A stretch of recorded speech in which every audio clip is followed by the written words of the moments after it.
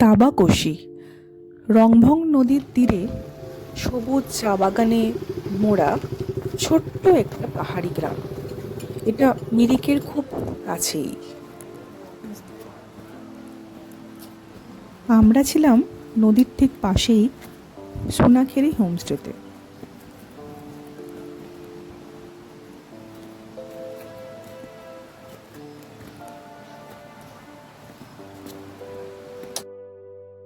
পক্ষীপ্রেমীদের স্বর্গরাজ্য এই জায়গাটা।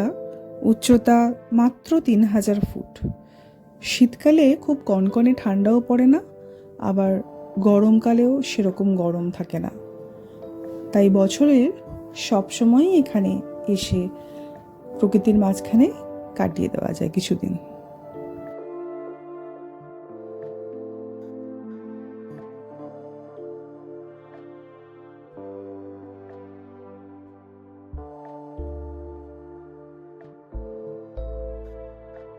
হোমস্টেতে ঢুকতেই মনটা ভালো হয়ে গেল। এত সুন্দর পরিবেশ। ফেলে দেওয়া জিনিসপত্র দিয়ে সাজিয়েছে হোমস্টের রুমগুলো।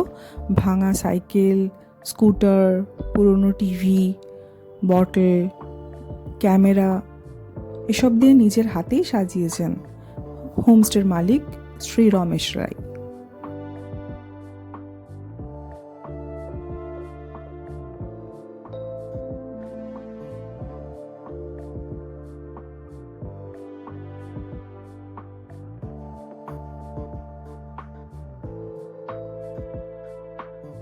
চারপাশের ছোট ছোট কটেজগুলোর পাশ দিয়ে হাঁটতে হাঁটতে আমরা দৌড় লাগালাম আমাদের বটল হাউসের দিকে।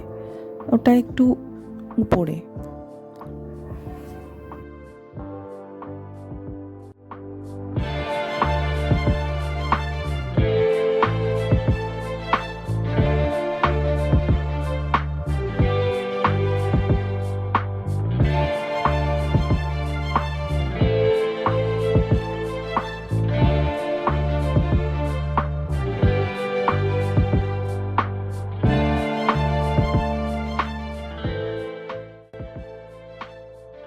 সামনেই বারবিকিউ করার জায়গা, আর বটল হাউসের ঠিক পাশ দিয়েই বয়ে চলেছে নদীটা।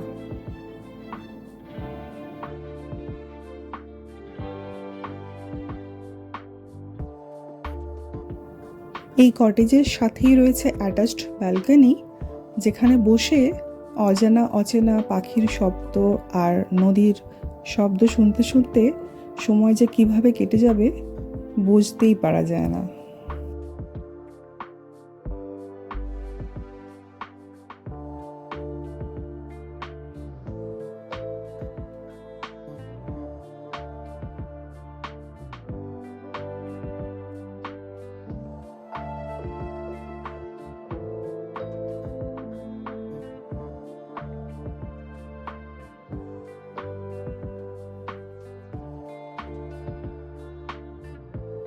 আদি এখানে এসে অনেক নতুন বন্ধু পেয়ে গেল।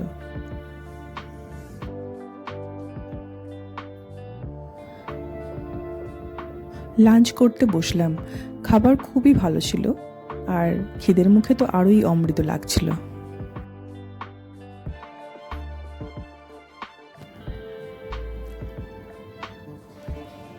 লাঞ্চ হয়ে গেলে আদি যখন বন্ধুদের সঙ্গে খেলছিল, আমরা তখন হোমস্টেটা একটু ঘুরে ঘুরে দেখছিলাম।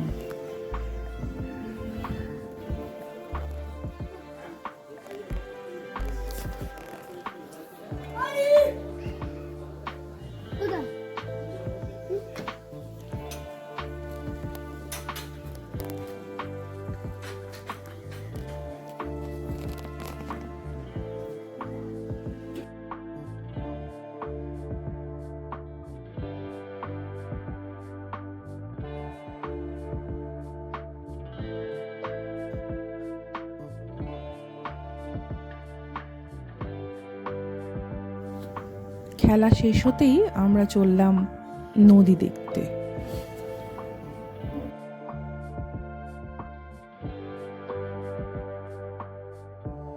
হোমস্টে থেকে কয়েক মিনিট হাঁটলেই মুক্তি ব্রিজ।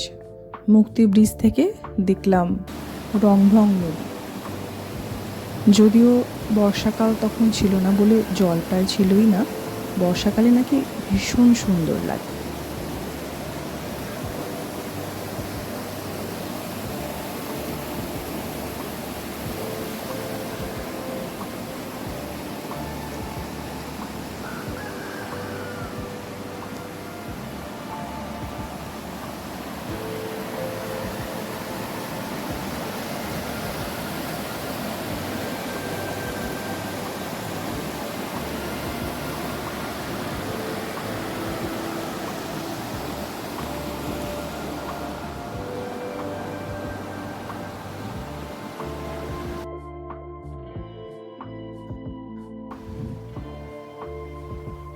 নদীর ঠিক পাশেই একটা ছোট্ট সুন্দর পার্ক আছে। সেই সময় বন্ধ ছিল, তাই আমরা চললাম বিষ্ণু মন্দিরের দিকে। নদীর অপর পাড়েই আছে শিব মন্দির, যেখানে আমরা পরের দিন সকালে গিয়েছিলাম। বিষ্ণু মন্দিরটা খুব সুন্দর, সন্ধ্যাবেলায় আরতি হয়, আমাদের খুব ভালো লেগেছে।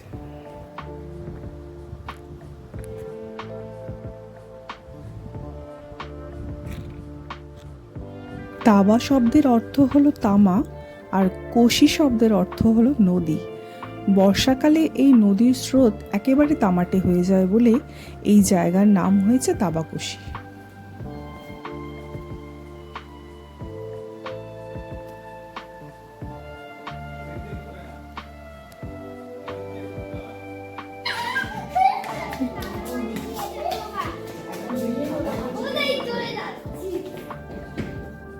সন্ধে নামতেই চারিদিকে পুরো অন্ধকার, মাঝে মাঝে বৃষ্টি পড়ছে, তার মধ্যে ঝিঝির ডাক আর নদীর শব্দ। অদ্ভুত এক মায়াবী পরিবেশ।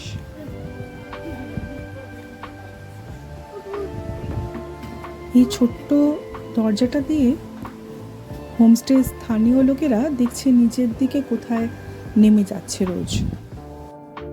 ভাবলাম দেখি কোথায় যায় রাস্তাটা। এবড়ো খেবড়ো রাস্তা দিয়ে আস্তে আস্তে নিচে নেমে গিয়ে যা দেখলাম, মনটা আমাদের ভরে গেল।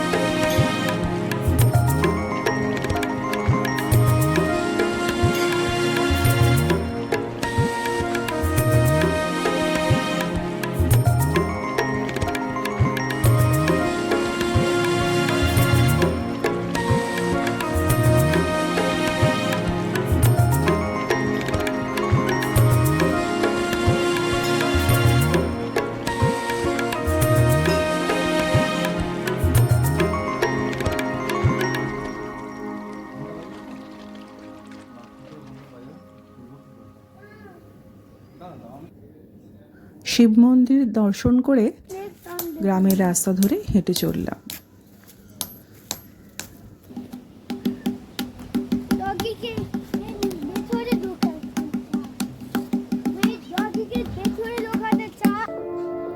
কি যে ভালো কাটলো দুটো দিন, ভাষায় বলে বোঝানো সম্ভব নয়।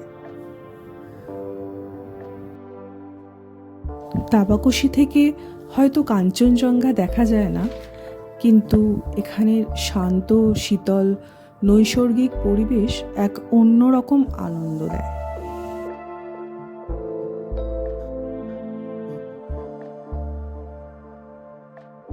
বন্ধুদের আবার আসবো কথা দিয়ে, আর স্মৃতির ঝোলায় ভালো লাগার অনুভূতিগুলো জমা করে নিয়ে বেরিয়ে পড়লাম।